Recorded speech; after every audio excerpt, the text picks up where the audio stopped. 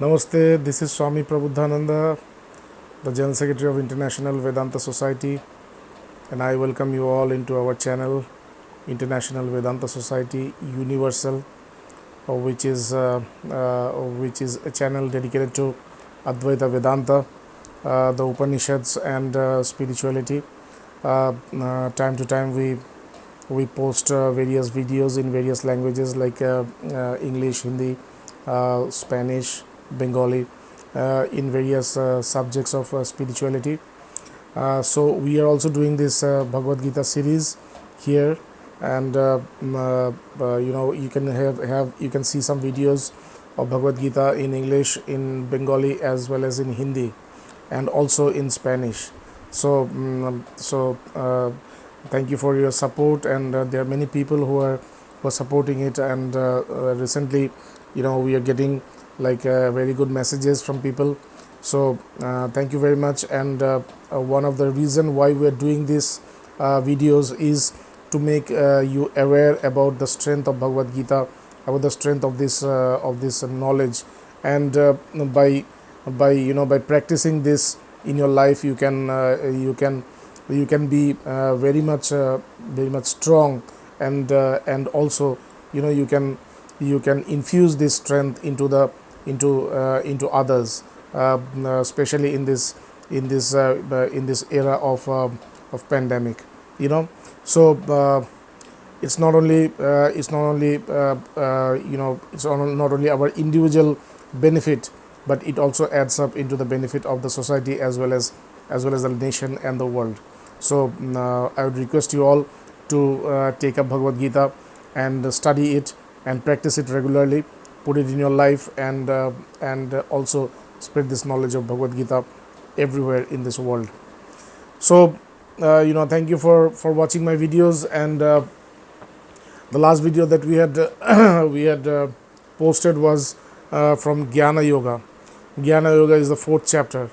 So initially, before, I used to give this online classes, but it was very hard for us because because we have a lot of activities in Varanasi. From the morning at 5 o'clock till late at night, we do a lot of activities, a lot of spiritual activities, as well as we do a lot of service to people, especially when it's time of this lockdown and pandemic. So it was really a great challenge for me to just run and come into these live sessions. So then I decided that I'm going to do these videos, and I'm getting good responses, and I hope that we are going to continue in this way. I'm going to post these videos, and please tell me how you like it, and please like them, share them, and if possible, comment if you have any comment in the comment box. So we are talking about Gyana Yoga. So the Gyana Yoga starts with with a very like bizarre word of Lord Krishna. He is talking about Gyana Yoga, means the yoga of knowledge. So we are supposed to hear about the self, because the yoga of knowledge is the knowledge of the self. But instead of that, Krishna introduces us, or Krishna introduces Arjuna a fact that he's going to talk about a yoga which he had said to the sun god. Can you imagine? Sun god. And the sun god, he said this to his son, that is Manu, and Manu to his son Ikshaku.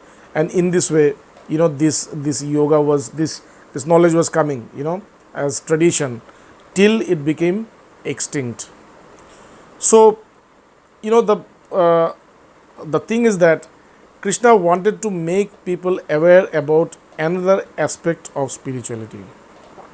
Whenever we talk about spirituality, we talk about like this impersonal God, or the impersonal self, the universal self, the attribute-less self, the nameless, the formless. The self is nameless, it's formless, it cannot be perceived, it cannot be contemplated. So you can hear it from the master, and then you can realize it. So this is all, this is all about the self and self realization and enlightenment. But through this Gyana Yoga, this fourth chapter, which is called Gyana Yoga, which is called knowledge. So he is, introducing another kind of knowledge. He is introducing a knowledge which is, which is about the self having attributes, which is about the self, that in imperishable self, which can be perceived through attributes, through name, through form. So that is called the theory of, or the doctrine of incarnation. So because he's talking about incarnation, or he's talking about the, the divine self, that of his. So this is also a subject which needs to be, which needs to be known. And if you know this, then you also have, you also attain enlightenment.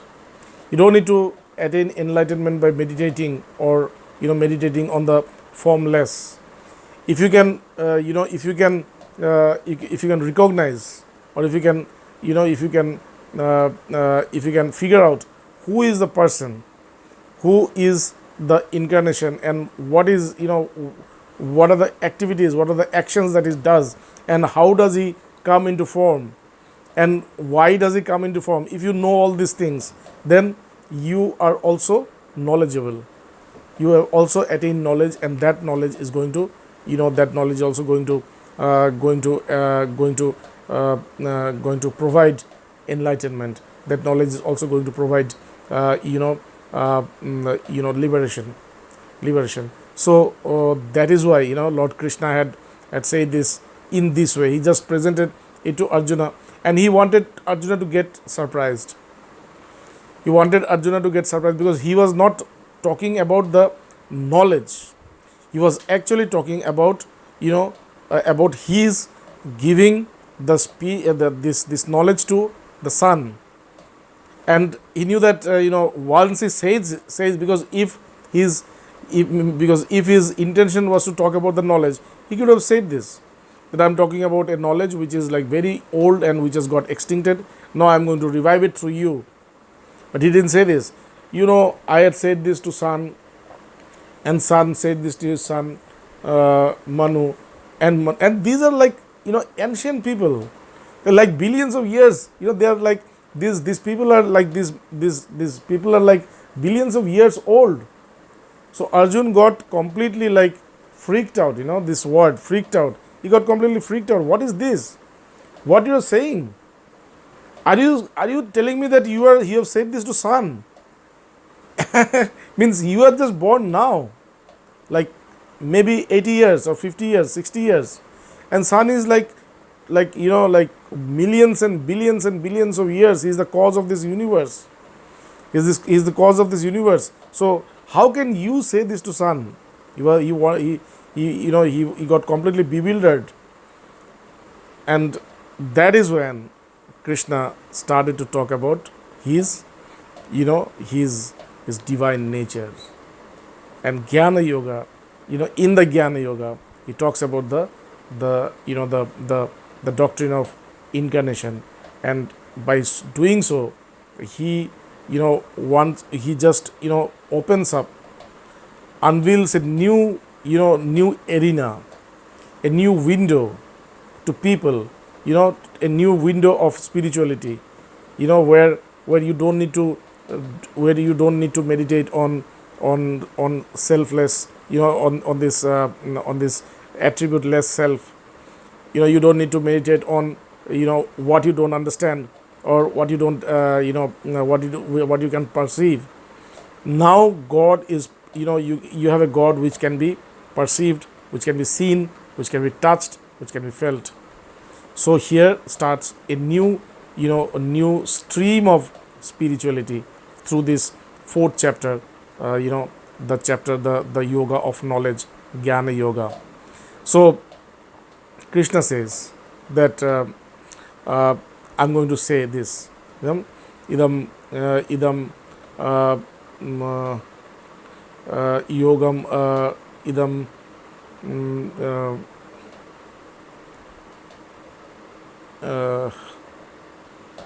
he's talking about this, that I'm going to talk about this yoga.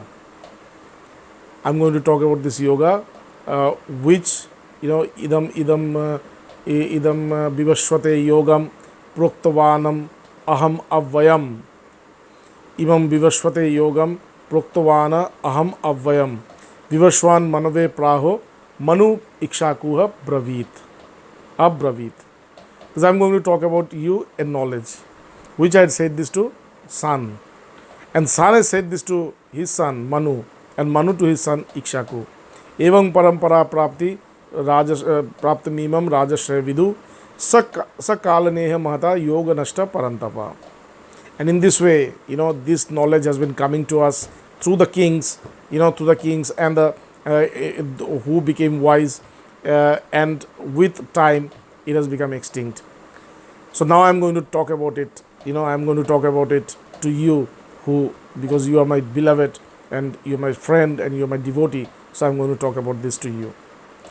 So while he said this, Arjuna was completely like, he was shocked, he was bewildered, he was surprised, he was like, stuck, awestruck. What is this? What are you saying?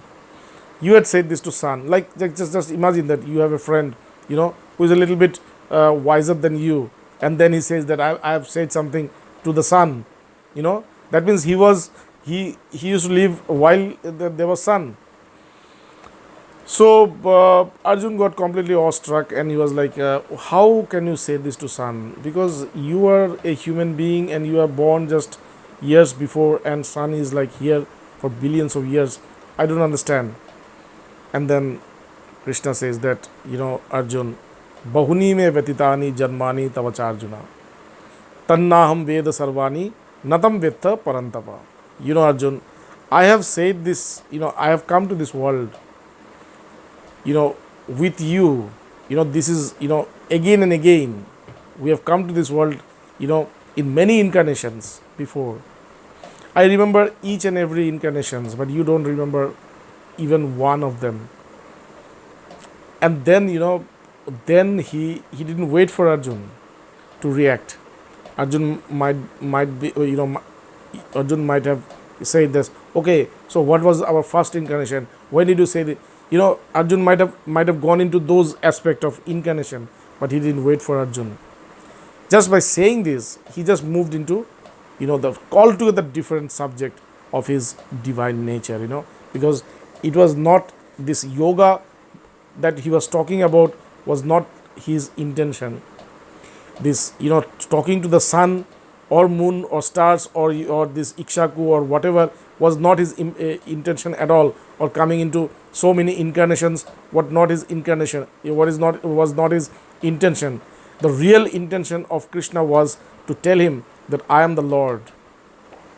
I am the Lord, I have incarnated, and this is how I incarnate, and this is when I incarnate, and this is why I incarnate, And after I incarnate, if people know me, then this is what happens. So he wanted to tell everything about this doctrine of incarnations, and that is all about the this yoga of knowledge, that is Gyana Yoga.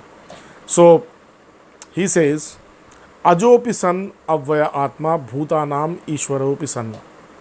I'm just repeating these things to you again, because the last video was not, I was not satisfied at all, because, I just made it to see how it was, how the recording was, and then because it was like 30 minutes video, so I didn't want to, waste it, and I just posted it.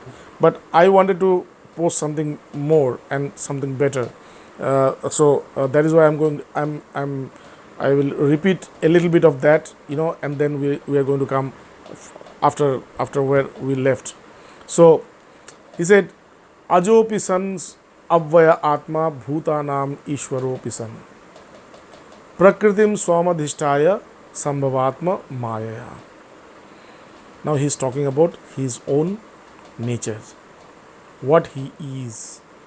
He says, Ajopi san, Arjun, Though I am, though I am birthless, though I am birthless and avvaya atma, and I am the imperishable. I don't perish. I don't get I don't get extincted. I'm always there. There is nothing by which I can be extincted. I'm always there. I'm the akshay. I'm the akshay and avvay. That is, I'm always there, persistent. Existent. So, though I am birthless and I am the only existence, and bhutanam ishwaropi san, and I am the Lord of each and every sentient and insentient beings of this, of this universe. So whatever you see, matter, consciousness, living, non-living, whatever it is, I'm the Lord of everybody. Bhutanam Ishwaro San. But when I need to do some work, I can do it by being in myself. Why he was saying this? He's saying this because, if there is something wrong in this creation which I've created, I can make a remedy. I can do the remedy. I can fix it while I am, in my own nature. Beyond this world. I don't need to come to this world, but I do come. Why? Because I love you all. Because I love you all.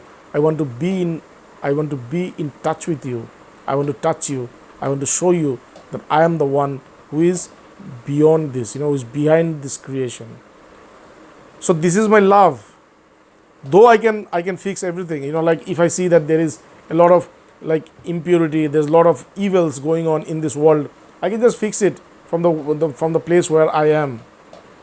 But I don't do it. It's like a remote control. I have a remote control. I can do it, but I don't do it. I come here. I appear before you all, and I appear before you all, and I stay with you. I make you available. I make myself available to you, so that you can touch me, you can feel me, you can communicate with me, you can live with me, and you can experience me. So he says that though I am the birthless, and I am the ever existence, and I'm the Lord of everything. I'm the Lord of the whole universe. But I come to this world by controlling my nature. Prakritim swamadhishtaya. I control my nature. I am vast. I am formless. I am attributeless. I cannot be seen with your naked eyes. I'm the divine form. But I control myself, and I make myself visible to you all. I make myself make myself available to you all, viable, tangible. I make myself tangible to you all, so that you can see me, you can touch me. So, and that I do by controlling my own nature. Prakritim swamadhishtaya sambhavatma. I appear. How? Sambhavatma mayaya, with my divine power. And what is the divine power? The divine power is Maya. I appear before you all by my divine power, Maya. Okay. Now, why do I come? And when do I come? When do I do this? When do I appear? He says, Yada yada hi dharmasya glanir bhavati bharata abhyutthanam adharmasya tadatmanam sriyamyaham. Whenever I see that there is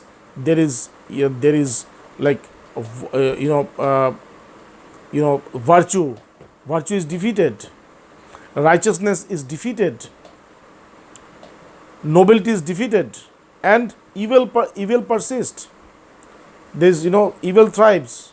Everywhere you see sin, everywhere you see unrighteousness. If that is the case, then only I come. That is the time when I come. And why do I come? Paritranaya sadhunam vinashaya cha dushkritam. I come to rescue the wise. I come to rescue the pious, the noble. I come to rescue the pious, the noble, the wise, the pure, and to destroy the impure, the evil, the sinner, the sin.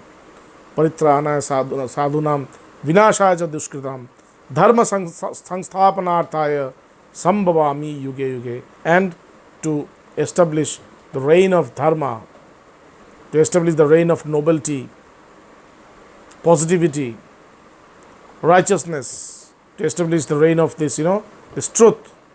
I come here again and again in every yuga, that is in every era. In every era I come again and again. Now, by saying this, he has just opened something very big, and Arjuna was like, what? What are you saying? You are the Lord. You are the Lord and you have come here. Then Arjuna was trying to relate with him. Okay, if you are the Lord, then what am I? What am I? Means, who am I then? What is my relationship with you? And to make it clear, to make Arjuna clear, and to make, and to make this, and to make this, this incarnation, and to show that this incarnation itself is knowledge. The doctrine of incarnation, when a person is incarnated, when this divine incarnates in this world, that itself is knowledge. You don't need any other knowledge.